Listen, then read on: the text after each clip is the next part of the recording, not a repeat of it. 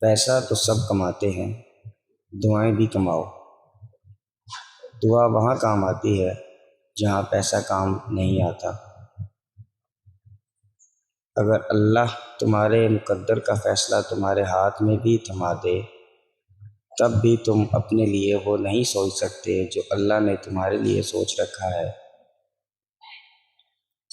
اور پھر صبر کرو، کیونکہ اللہ جب تمہیں کنارے پر لا کر کھڑا کر دیتا ہے تب تمہیں تھام لیتا ہے یا اڑنا سکھا دیتا ہے۔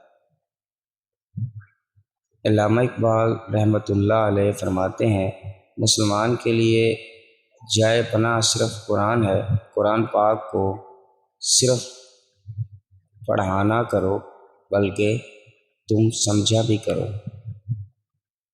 دوسروں کے سہارے سے زندگی بسر کرنا قرآن کی روح سے کافری ہے۔ انسان صرف اپنے ہی حسرتوں کی خاطر اپنے رب کے سامنے سجدوں میں گرتا ہے۔ اگر وہ صرف عشق خدا میں گرے تو کوئی حسرت باقی نہ رہے۔ اللہ انسان کے سجدوں کو نہیں دیکھتا بلکہ اس کے خلوص کو دیکھتا ہے۔ اکثر لوگ نماز پڑھنے کے بعد بھی خالی ہاتھ لوٹ آتے ہیں کیونکہ ان کی عبادت میں خلوص نہیں ہوتا۔ قومیں فنا نہیں ہوتی بلکہ آئندہ نسلوں کے لیے صورت میں اپنا قائم مقام پیش کرتی ہیں۔